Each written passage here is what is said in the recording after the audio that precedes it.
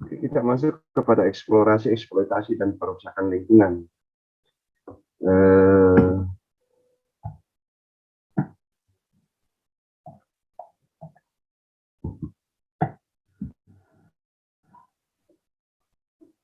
jadi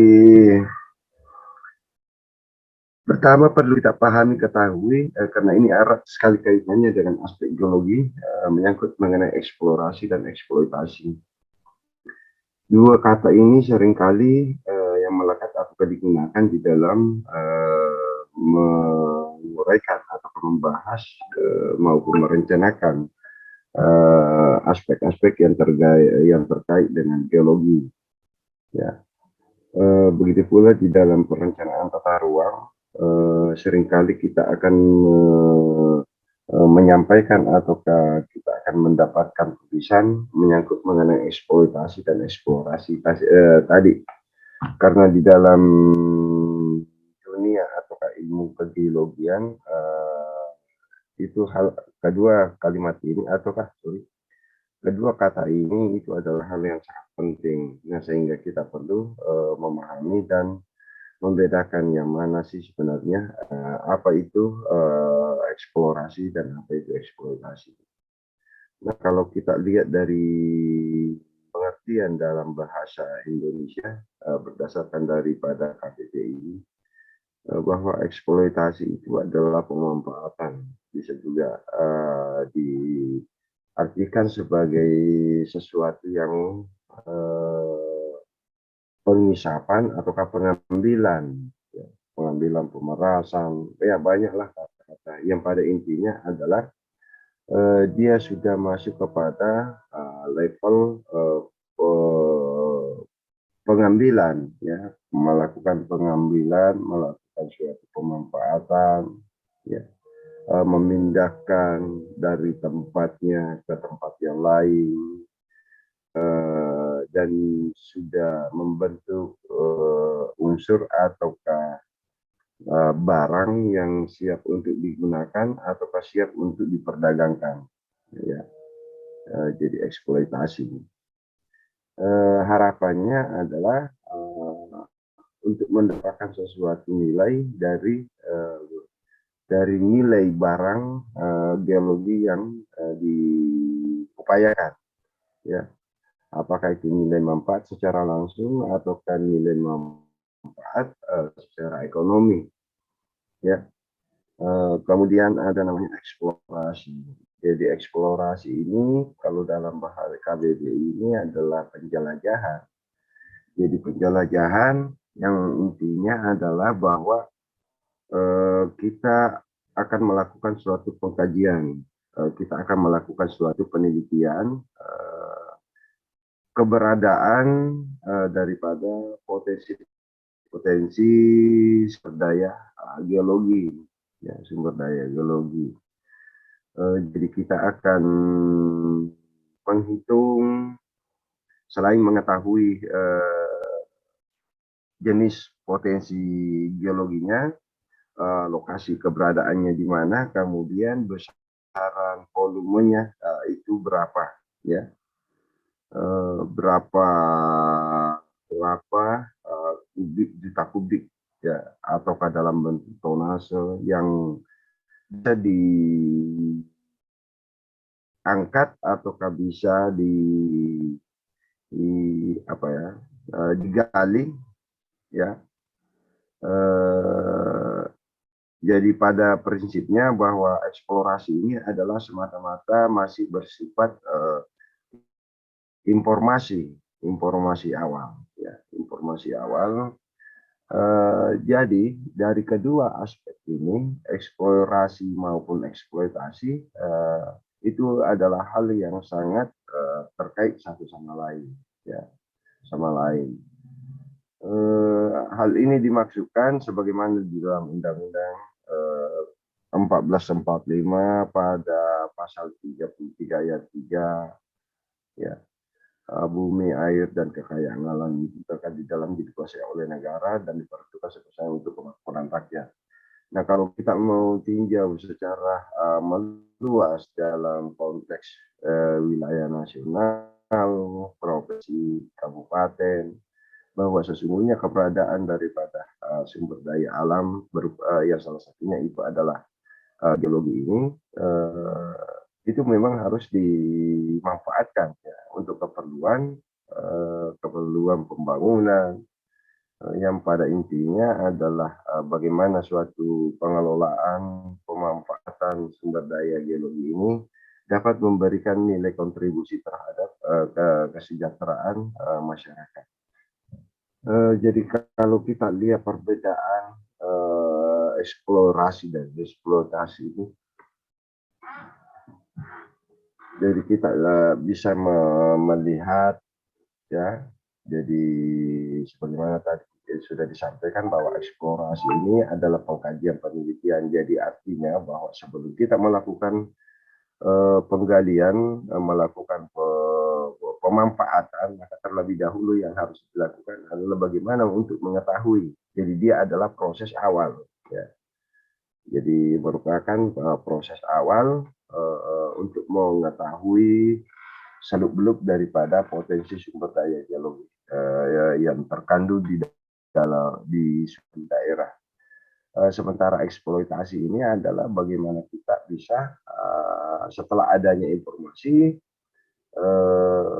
bisa kita manfaatkan ya, bisa kita lakukan suatu kajian apakah ini perlu diambil ataukah tidak ya. Tentu ada beberapa kajian-kajian yang harus dilakukan, terutama potensi terhadap terjadinya suatu dampak terhadap lingkungan kalau misalnya itu dilakukan.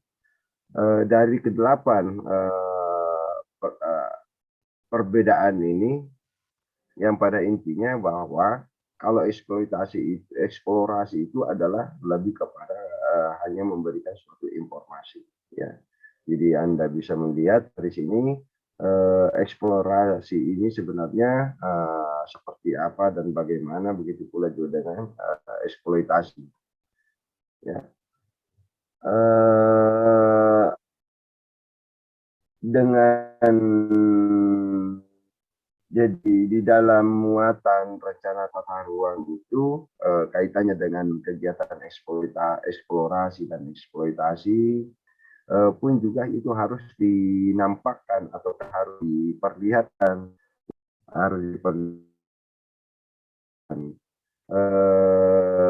pada jenis potensi apa yang terkandung, kemudian berapa besarannya, sehingga ini nantinya di dalam perencanaan tata ruang, kalaupun belum dilakukan eksploitasi, maka setidak-tidaknya itu sudah memberikan arahan terhadap rencana tata ruang sebagai daerah seperti apa ya, apakah nantinya menjadi sebagai daerah ya jelasnya dia adalah kawasan ataukah daerah untuk tambang geologi ya, tambang geologi, yang artinya bahwa nantinya terkait daripada kegiatan aktivitas di dalam suatu wilayah itu sudah bisa memang diantisipasi ya, diantisipasi jangan sampai misalnya dia akan berkembang pada daerah itu yang memiliki potensi sumber daya geologi ya, yang melimpah ya, ataukah dalam hal menyangkut mengenai potensi terjadinya pergeseran ataukah bencana yang ditimbulkan ya. Di sini nantinya akan ada kajian-kajian yang dilakukan sehingga dalam penyusunan perencanaan tata ruang ini hanya mengambil sebuah sebagai informasi baku yang dituangkan di dalam rencana tata ruang, karena di dalam penyusunan rencana tata ruang tidaklah cukup waktu dan tidak cukup sumber daya manusia yang terlibat di dalam penyusunan rencana tata ruang ini untuk lebih memahami dan mengetahui daripada hal-hal yang berkaitan daripada potensi sumber daya geologi ya. Jadi ada jawatan tertentu, kalau dulu itu namanya Dinas Pertambangan. Nah, jadi semua sumber-sumber informasi itu berasal dari sana, sehingga nantinya di informasi itu tidak didudukkan di atas peta ya, didudukan di atas peta sehingga kita bisa memperoleh suatu gambaran sebaran daripada potensi sumber daya geologi dalam suatu wilayah.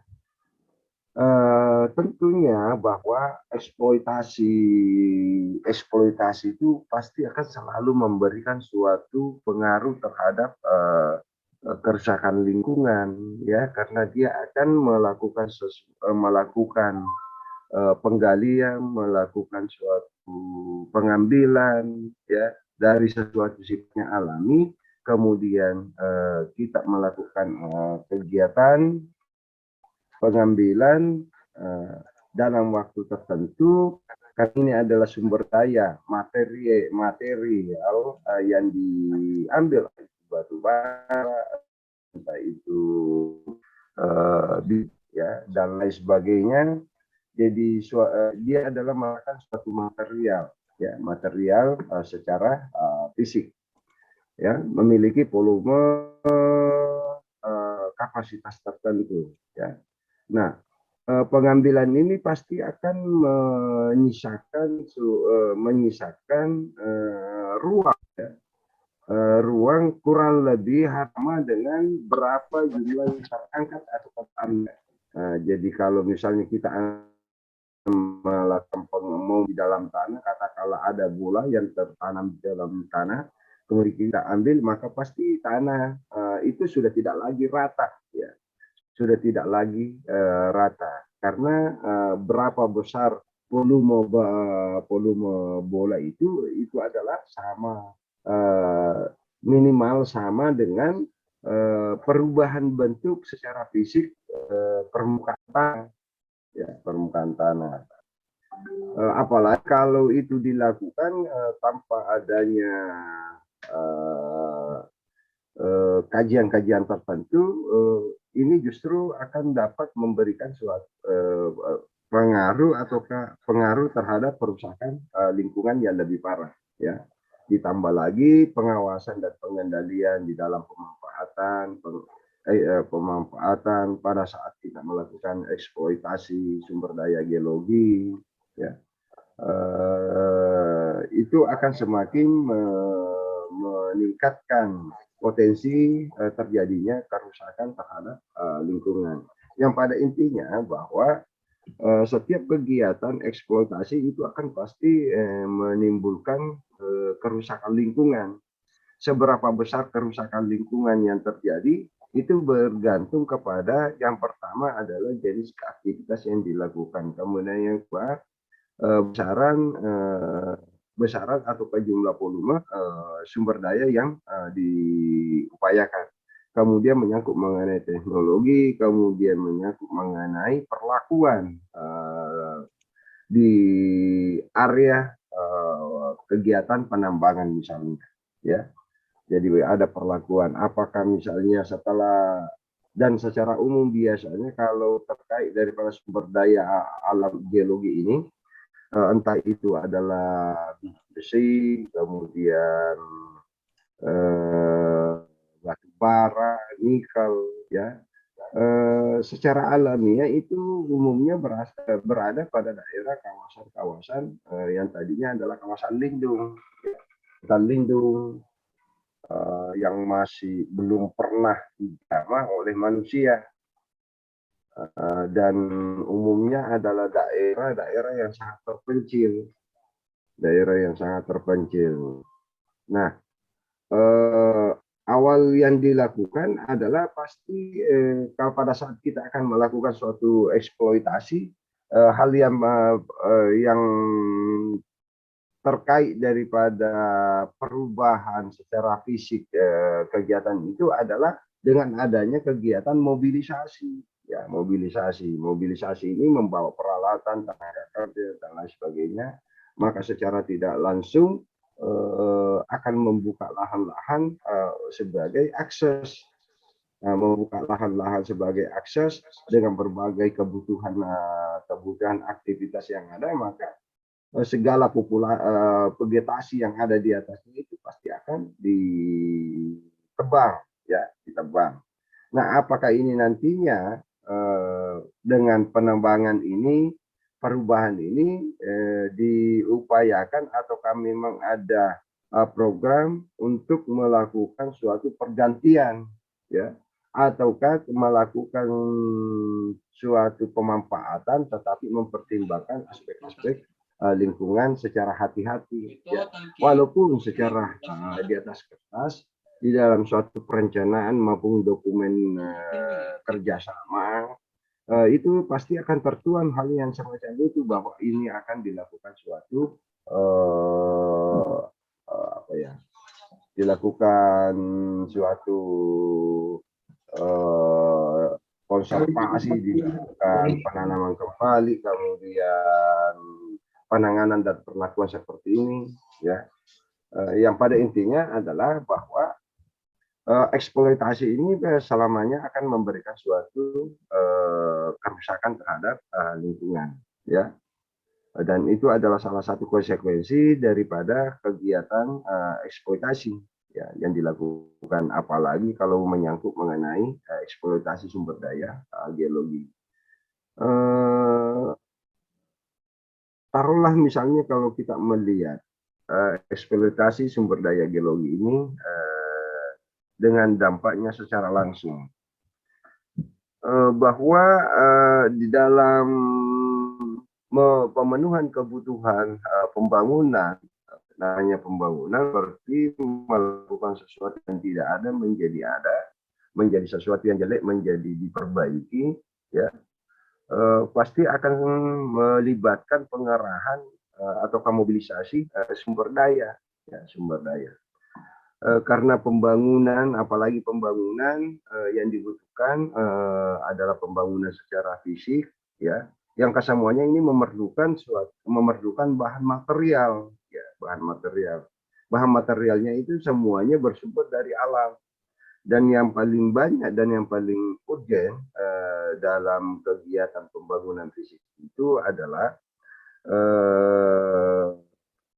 sumber daya geologi tambang galian C, ya, entah itu pasir, ya, batu kerikil, batu koral, kemudian batu gunung untuk fondasi ataukah batu kali untuk fondasi, termasuk juga tanah urugan, ya. Dan ini bisa kita membayangkan kalau misalnya tanah urugan untuk tanah timbunan secara aktual pengambilan ini berasal dan bersumber dari areal atau lokasi yang memiliki memiliki ketinggian, ya, memiliki ketinggian ataukah memiliki potensi sumber daya tanah urugan yang bisa diambil, ya. Dan itu pun juga banyak dilakukan dengan melakukan penggalian gunung yang tadinya gunung sekian meter tingginya, volumenya, kemudian karena dikuras akhirnya menjadi rata, ya, sudah tidak ada lagi gunung. Karena kenapa? Dia dipindahkan pada suatu tempat, ya, untuk keperluan pembangunan. Begitu pula juga dengan misalnya pasir, ya, pasir. Cara pengambilan pasir ini ada macam-macam, ya, bisa bersumber dari pengolahan atau pabrikan dari batu sungai menjadi batu koral, ya, abunya itu bisa berfungsi sebagai pasir, ya, pasir. Juga bisa berasal dari sungai, ya, sungai secara alamiah yang mengalirkan material-material pasir yang menumpuk pada suatu tempat tertentu, sehingga inilah yang kemudian diangkut dan dipindahkan, ya. Pun juga untuk pengambilan pasir di sungai ini itu macam-macam, ya, bergantung kepada karakteristik daripada sungai itu sendiri, ya. Ada yang melakukan pengambilan ya cukup di sekitar sungai karena terjadinya sedimentasi endapan yang begitu lama sehingga potensi keberadaan daripada pasir itu sangat mudah untuk didapat, ya. Pun juga ada daerah sungai, misalnya yang tidak demikian, tetapi harus dilakukan suatu penyedotan, ya, pengisapan, ya, melakukan seperti yang terjadi misalnya di Sungai Maros.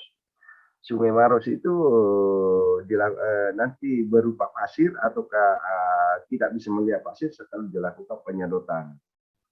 Kalau di Goa ya itu bersumber dari hasil proses endapan atau sedimentasi yang berlangsung waktu yang sangat lama, ya. Kedua, ya ketiga yang bisa kita yang biasanya dilakukan ataukah tipologi pengambilan misalnya pasir, katakanlah misalnya pada daerah-daerah tertentu tidak diambil di sungai, juga tidak dilakukan penyedotan dan memang memiliki karakteristik tipikal struktur tanahnya atau geologisnya itu berupa seperti pasir, ya, berupa seperti pasir. Ya, seperti misalnya di daerah Dom, ya, di Hamparan, dan ini juga bisa kita lihat di sebagian dari, kalau pernah saya lihat itu ada di Nrekang, ya, di Nrekang itu dalam bentuk gundukan tanah ataukah mau dikatakan gunung juga bukan, tetapi memang agak tinggi. Struktur tanah bukan tanah, struktur pembentukannya itu adalah pasir, ya, pasir. Dan itu juga menjadi sebagai bahan galian, ya, sebagai bahan galian. Dan apapun bentuknya, apapun dan dimanapun lokasinya, yang jelasnya eksploitasi sumber daya geologi ini senantiasa akan menimbulkan dampak, ya, terhadap lingkungan, terhadap kehidupan manusia dan kehidupan makhluk hidup lainnya. Ya. Nah, oleh karenanya perlu menjadi suatu perhatian oleh semua pihak, karena dampak yang ditimbulkan itu geologi itu tidak bisa juga dijamin bahwa dalam proses waktunya itu sangat lama, bisa cash, ya, bisa cash. Pada saat kita melakukan pengambilan bisa tiba-tiba terjadi longsor ataukah dampak yang ditimbulkan itu nanti beberapa tahun lamanya, ya, dengan waktu yang sangat panjang. Masih terkait daripada ini, begitu pula juga dengan terkait apa ya, terkait dengan air baku, ya, air baku. Entah itu air permukaan seperti misalnya air sungai, kemudian air sumur cekungan air di bawah tanah atau keberadaan sungai di bawah tanah. Nah, kita ketahui bahwa air ini adalah merupakan unsur kebutuhan pokok. Semua segala aktivitas itu membutuhkan yang namanya air. Tanpa ada air, kehidupan suram, ya, tidak bisa berlangsung. Nah, karena kebutuhannya, peranannya begitu besar, di dalam pemanfaatannya, di dalam pengambilannya itu juga itu harus kita perhitungkan, ya. Kita harus perhitungkan. Makanya perlu dilakukan suatu pengaturan.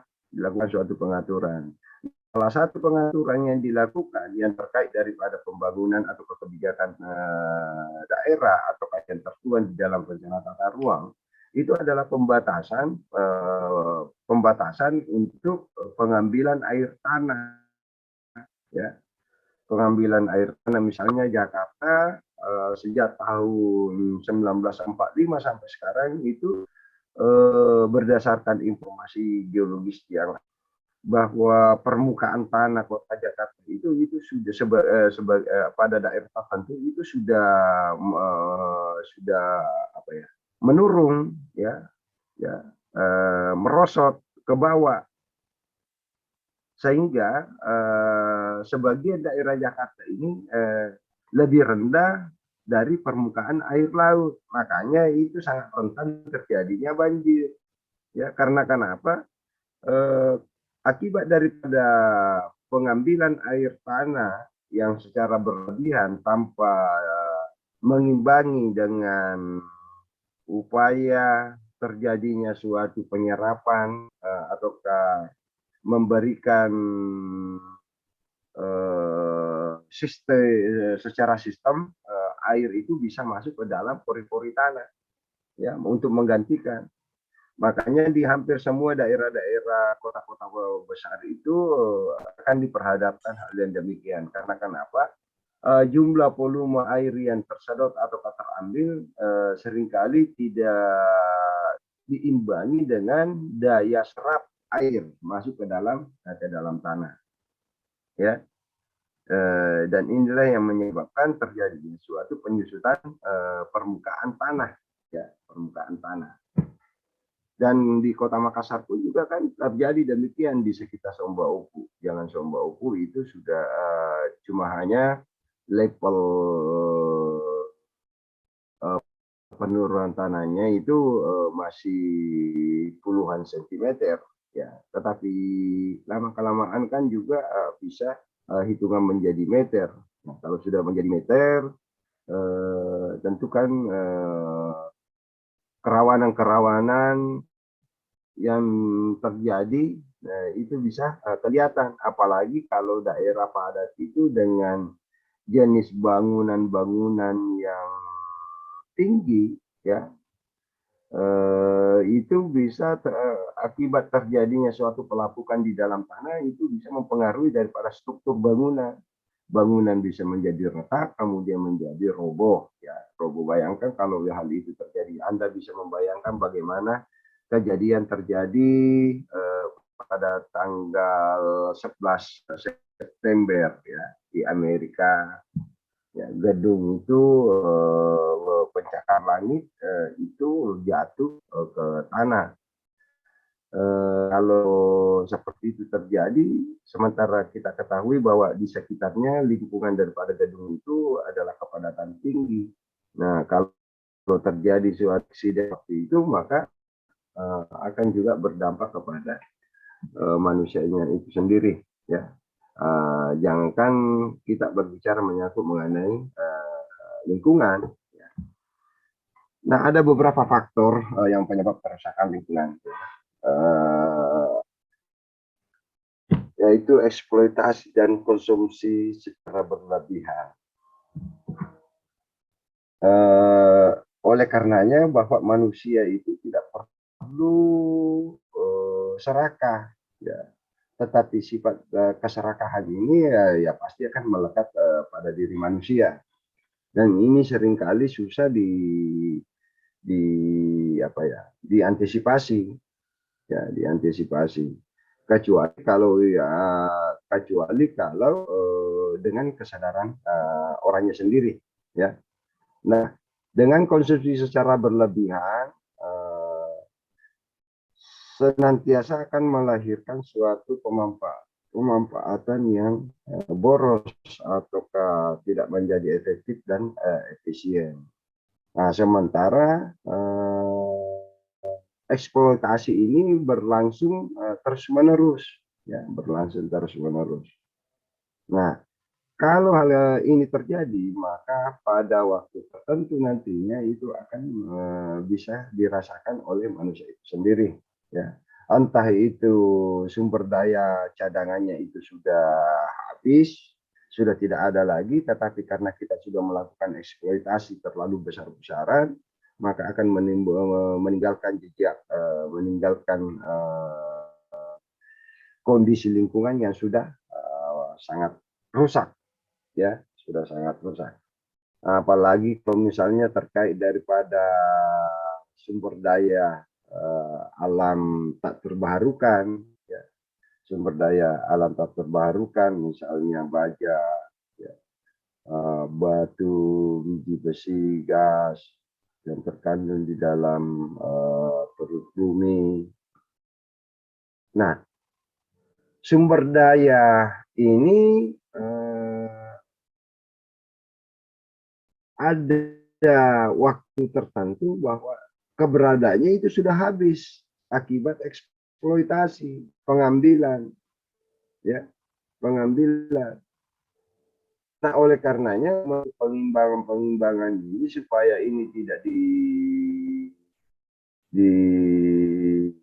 apa, tidak hanya semata-mata kita bergantung kepada satu jenis, maka perlu dilakukan suatu riset, perlu melakukan suatu kajian, perlu mencari sesuatu yang minimal sepadan. Ya, taruhlah contoh misalnya, dulu kita bergantung kepada namanya solar. Ya. Solar itu adalah diambil melalui tambangnya. Ya. Dari keberadaannya yang semakin hari semakin terbatas, maka dikembangkanlah namanya biosolar yang sumbernya itu berasal dari hasil sulingan kelapa sawit, ya, kelapa sawit. Artinya kalau kelapa sawit masih bisa diupayakan karena sesuatu yang terbaharukan, ya, terbaharukan. Dia pasti akan berbuah. Kalau dia berbuah menghasilkan suatu buah, dan buahnya inilah yang kemudian diolah dan disuling menjadi suatu biosolar. Tetapi perlu diingat bahwa tidak sesederhana itu pemikirannya melakukan hal demikian, karena namanya pohon kelapa sawit kan membutuhkan tempat, membutuhkan suatu lahan, ya, membutuhkan lahan. Berarti kita membutuhkan suatu lahan yang sangat luas, itu yang pertama. Kemudian berdasarkan daripada hasil ini cuma hanya informasi dari yang bisa kita lihat dan baca bahwa eks tanah atau tanah yang sudah ditanami dengan pohon kelapa sawit yang tadinya subur menjadi tidak subur, ya, menjadi tidak subur. Karena jenis tanaman ini itu mampu melakukan penyerapan energi di tanah itu cukup besar. Jadi makanya beberapa kebun kelapa sawit itu kalau sudah tidak lagi berproduksi ya biasanya ditinggalkan karena mau dianu juga sudah tidak ini, ya, tidak subur. Kalau mau dirubah dari lahan kebun sawit menjadi lahan pertanian, lahan basah pun juga tidak memberikan harapan yang lebih bagus. Jadi inilah dampak-dampak yang bisa terjadi. Ya, artinya walaupun kita sudah melakukan suatu upaya alternatif mendapatkan sesuatu yang alternatif, tetapi setiap kegiatan itu akan selalu membawa suatu konsekuensi, ya, terhadap kerusakan lingkungan, termasuk menyangkut mengenai pada saat proses pengambilannya, ya, proses pengambilannya sudah mengambil secara fisik material yang terkandung, pun juga hasilnya itu dilakukan menghasilkan, ya, apa, ya, hasil yang digunakan itu hasil tambah yang digunakan itu akan menghasilkan lagi suatu beban lingkungan yang baru, yaitu polusi udara. Ya, katakan misalnya transportasi membutuhkan BBM. BBM itu berasal dari fosil tanah, ya, fosil bumi. Pada saat kegiatan transportasi ini terjadi, untuk menunjang kegiatan eksploitasi suatu tambang pun juga akan meningkatkan polusi lingkungan, terutama menyangkut mengenai gas CO2, ya, terlebih di daerah perkotaan, ya, dengan tingkat pemakaian kendaraan yang sangat tinggi, kesemuanya itu akan menghasilkan suatu gas yang namanya gas CO2. Secara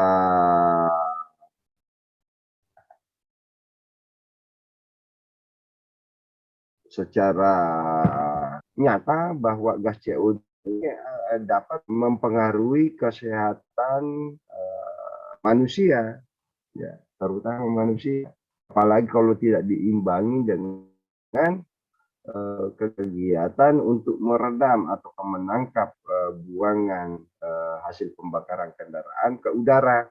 Nah, oleh karenanya manusia membutuhkan tempat, membutuhkan suatu pendampingan, ya, yang bisa menangkap karbon yang di udara, yang terlepas di udara, yang melalui dengan penanaman vegetasi, ya, sehingga di dalam perencanaan tata ruang ini pun juga senantiasa ditetapkan untuk memperlihatkan ruang terbuka hijau, karena harapannya bahwa dengan adanya ruang terbuka hijau setidak-tidaknya ini bisa jadi suatu penyerapan, ya, penyerapan gas karbon.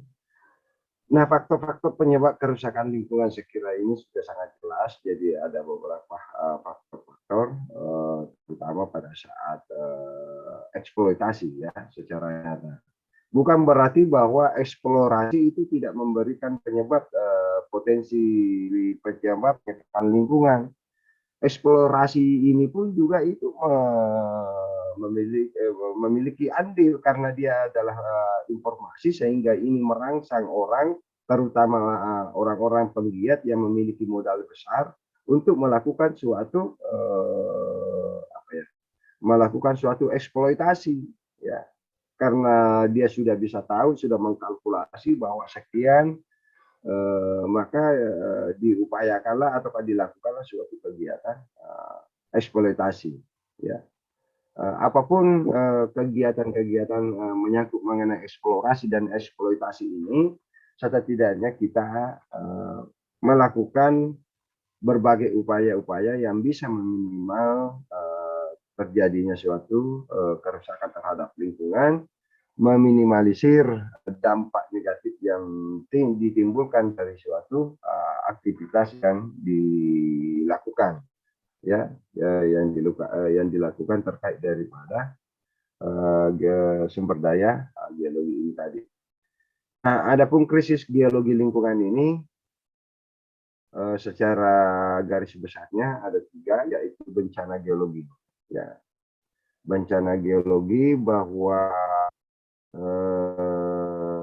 kehidupan manusia tidak bisa terlepas daripada apa yang namanya geologi, karena kita berada di atas geologi, yaitu tanah, batuan, ya, termasuk juga air. Belum lagi secara eksternalnya terjadi suatu gempa bumi yang jauh dari kegiatan manusia, katakanlah misalnya di laut, yang kemudian bisa membangkitkan air, ya, dalam bentuk tsunami, ya, banjir, longsor dan lain sebagainya, ya. Kemudian pertumbuhan penduduk yang cepat. Nah, dengan adanya pertumbuhan penduduk yang cepat di suatu daerah, maka pasti konsekuensinya adalah kebutuhan juga meningkat, ya. Kebutuhan ini pasti juga melibatkan kebutuhan geologi, hal-hal yang berkenaan daripada geologi, entah itu terbarukan ataukah tidak, ya. Artinya semakin banyak orang, semakin banyak kebutuhan, maka bahan material pun harus yang disediakan atau dimanfaatkan itu juga sangat sangat besar. Begitu pula juga dengan aspek sosial dan ekonomi, ya. Terutama dengan adanya perpindahan penduduk dari satu kota ke kota lainnya, ya, terkonsentrasi pada suatu daerah dengan jumlah penduduk yang sangat banyak, kebutuhan pun juga itu semakin besar. Hal yang paling dulu saya lihat dulu di mana itu. Oh ya, hal yang paling penting dipahami hal-hal yang berkaitan daripada aspek geologi ini, sumber daya geologi ini, bahwa geologi pada prinsipnya memiliki prospek, memiliki andil yang cukup besar terhadap perekonomian wilayah, ya. Sebagaimana misalnya pada tahun 2020, di mana kondisi ekonomi nasional itu bisa dikatakan minus, ya, minus. Tetapi dengan adanya kontribusi atau sumbangsi pada sektor pertambangan, terutama yang berada di Provinsi Maluku Utara, ya, nikel, karena satu-satunya wilayah provinsi yang memiliki tingkat pertumbuhan hampir 20%, ya, 20%. Dan inilah juga yang mempengaruhi yang tadinya secara nasional ini minus menjadi 2%. Karena itu tadi bahwa kalau dilihat dari real keuangan itu cukup besar, yang artinya bahwa tentu pengambilan sumber daya alam atau nilai strategis barang yang ada di sana itu pasti sangat besar, ya, sangat besar. Nah, kegiatan tambang ini perwujudannya adalah hanya sebagai kegiatan yang padat modal, ya, padat modal. Artinya bahwa suatu daerah kita tidak hanya bisa mengharapkan pada sektor pertanian, karena ya, sifatnya itu tadi dia bersifat padat karya, artinya bahwa kegiatan pertambangan hanya bisa dilakukan satu individu atau minimal dalam bentuk perusahaan, ya. Jadi kalau terjadi suatu masalah ekonomi pada kegiatan dalam suatu kegiatan, maka akan menimbulkan suatu dampak yang sangat besar, ya, terutama masyarakat. Terjadilah PHK, ya, tenaga kerja yang diserap juga terbatas, apalagi kalau sudah masuk kepada kondisi pendukung kegiatan, ya. Nah, oleh karenanya yang bisa kita imbangi dan perlu kita pikirkan, jadi kegiatan pengembangan ekonomi wilayah itu tidak hanya bisa kita mengandalkan pada kegiatan yang sifatnya prakarya, tetapi yang paling penting kalau dalam perencanaan dalam pengembangan wilayah itu adalah kegiatan yang bersifat padat karya, ya, padat karya. Artinya bahwa banyak orang terlibat dan banyak pula orang yang menikmati, ya, sehingga kalau terjadi suatu krisis moneter itu tidak terlalu lama dan tingkat daya ketahanannya itu cukup besar, ya, dengan kegiatan-kegiatan yang bersifat padat karya. Oke, kita lanjut. Bagaimana sih sebenarnya eksploitasi dan kerusakan lingkungan dalam Islam, yang pada dasarnya bahwa agama Islam itu adalah agama rahmatan lil alamin, ya, yang diturunkan ke umat manusia melalui perantara Nabi Muhammad SAW. Dari beberapa Alkitab, Al-Quran ini adalah firman Allah, ya, jadi dia berupa ancaman, penyampaian, ya, dalam bentuk kasih sayang, di dalamnya muatan daripada Al-Quran ini. Nah, hal yang berkenaan daripada kerusakan ini itu Allah itu sudah dengan tegas sudah menyampaikan melalui firman-Nya ini berupa ancaman. Artinya bahwa eh, kerusakan yang terjadi di bumi ini itu disebabkan oleh manusia. Ya. Tetapi bukan berarti bahwa Allah Sang Pencipta ini tidak melarang kita memanfaatkan sumber daya. Tetapi ya itulah tadi bahwa kita pemanfaatannya itu harus dilakukan dengan berbagai pertimbangan. Ya.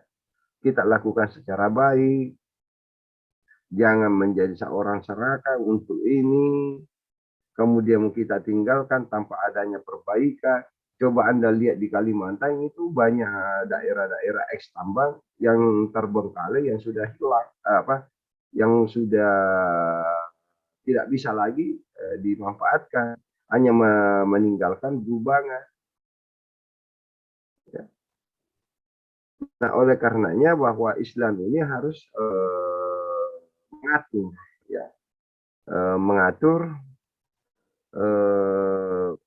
hal-hal yang berkenaan daripada itu, ya.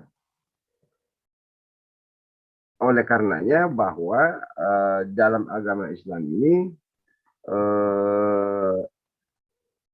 dalam ajarannya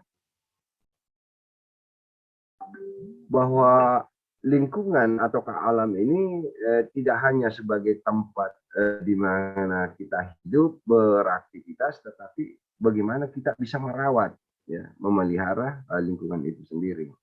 Ibaratnya kalau kamar tempat tidur, kita sudah tidur satu malaman, kemudian kita tinggalkan ke kampus tanpa dilakukan dulu pembersihan, perapian. Nah, begitu kita pulang, ya bagaimana perasaan kita ya, melihat itu kondisi itu berantakan.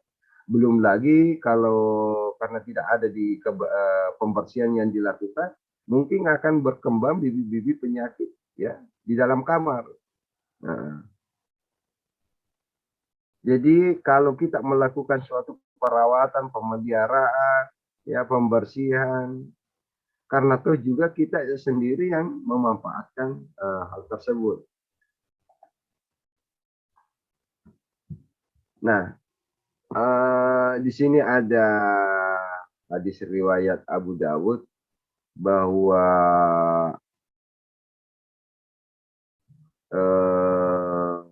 pada dasarnya kekayaan alam itu adalah milik kita semua, ya. Yang penguasaannya berdasarkan pada wilayah administrasi ataukah teritorial, ya. Jadi entah itu nasional, provinsi, kabupaten, kota, desa dan seterusnya, ya. Bahwa terkait daripada sumber daya alam ini, kaum muslimin ini bisa melakukan syarikat, ya, dengan 3 perkara, misalnya padam tumpu, air, dan api. Nah, sebagaimana yang tertuang dan dibacakan tadi dalam Undang-Undang 1945 pasal 33 ayat 3, ya, bahwa bumi dan beserta air dan beserta isinya itu adalah milik negara, dikuasai oleh negara, ya. Jadi padan rumput dalam pengertiannya di sini itu terkait daripada tanah, ya, tanah, kemudian air, ya air, sungai, danau, laut, kemudian api itu ada misalnya kegiatan tambang untuk energi, itu solar apa dan lain sebagainya, ya. Jadi ini memang, tetapi di dalam pemakaiannya perlu dilihat kaidah dalam Islam, ya. Bagaimana seharusnya memperlakukan pemanfaatan daripada sumber daya alam yang sudah disediakan, sudah diberikan oleh Allah Subhanahu wa Ta'ala, ya. Karena sesungguhnya bagi orang-orang yang beriman, artinya orang yang beriman berarti orang yang takut, ya, orang yang taat, orang yang senantiasa istiqomah dalam menjalankan suatu ibadah, tetap istiqomah terhadap yang memberikan sesuatu, maka ini harus diperhatikan secara seksama. Nah, sekira ini hanya tambahan dari beberapa surah, terutama kalau saya di sini lebih tertarik dan lebih terutama terkait daripada perencanaan wilayah dan kota tata ruang pada surah Al-Baqarah ayat 11 dan 12, ya. Dan ini sangat erat kaitannya dengan aktivitas manusia.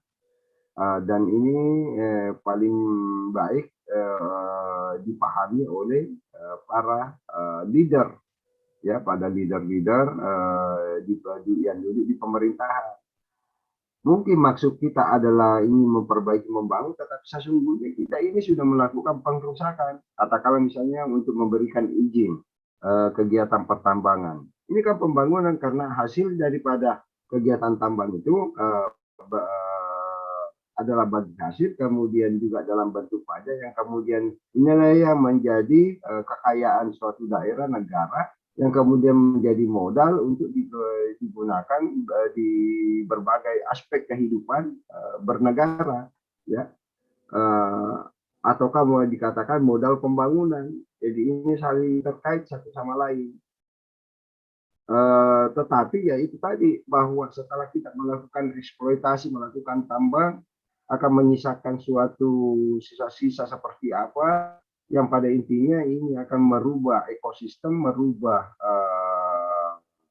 struktur-struktur biologis yang ada, ya, yang bermuara kepada kerusakan lingkungan, ya, kerusakan lingkungan. Nah, kalau terjadi suatu kerusakan lingkungan sementara Allah sudah memperbaiki, karena di dalam surahnya dikatakan bahwa Allah sudah menciptakan, sudah menempatkan, sudah memberikan secara lengkap, secara sempurna, dan semuanya itu sudah diperbaiki. Nah, kemudian kita melakukan pengrusakan, maka tentu ini pemiliknya pasti akan marah. Nah, kalau dia marah, maka diperintahkanlah makhluk lainnya untuk memberikan balasan kepada suatu kaum atau umat, ya. Makhluknya yang dimaksudkan di sini entah itu air, banjir, entah itu tsunami, entah itu dalam bentuk api, kebakaran, dan sebagainya, atau ke angin, ya. Ya, oke. Sampai sini mungkin ada pertanyaan.